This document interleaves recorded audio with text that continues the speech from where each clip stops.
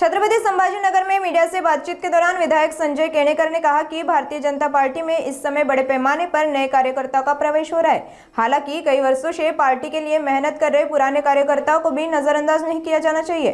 उन्होंने पार्टी में शामिल होने वाले नए कार्यकर्ताओं को ये संदेश दिया कि भर्ती में पुराने कार्यकर्ताओं का भी सम्मान और विचार किया जाना जरूरी है। आइए सुनते हैं आगे और क्या कुछ कहा केणेकर ने। दिसून येईल एक हिंदुत्वाचा झंझावत भारतीय जनता पार्टीने दिशेने येतोय। दुसरीकडे उद्धव ठाकरेंनी जो प्रवेश घेतला रशीद मामूचा, ज्याने धार्मिक दंगलीमध्ये सर्व जाती जाती धर्मामध्ये दंगली घडवण्याचं काम केलं, अशा माजी महापौर रशीद मामूचा प्रवेश आणि इकडे हिंदुत्वाचा झंझावत असणारा मनोज गांगवे याचा प्रवेश, याच्याहून कळून घ्या भारतीय जनता पार्टीने महाराष्ट्रामध्ये सर्व प्रकारे विश्वासार्हता जिंकलेली आहे।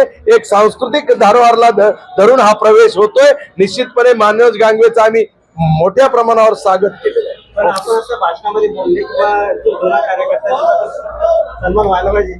हे बघा, आम्ही ज्यांना जनतेचा विश्वास आहे त्या नेत्यांना प्रवेश करताना हे सांगितलं, जुन्या कार्यकर्त्यांचाही विश्वास तुम्ही जिंकावा ही भावना ठेवतो, कारण ज्याची ताकद आहे त्याला खऱ्या अर्थाने जनतेच्या सेवेसाठी निवडणारा पक्ष आहे।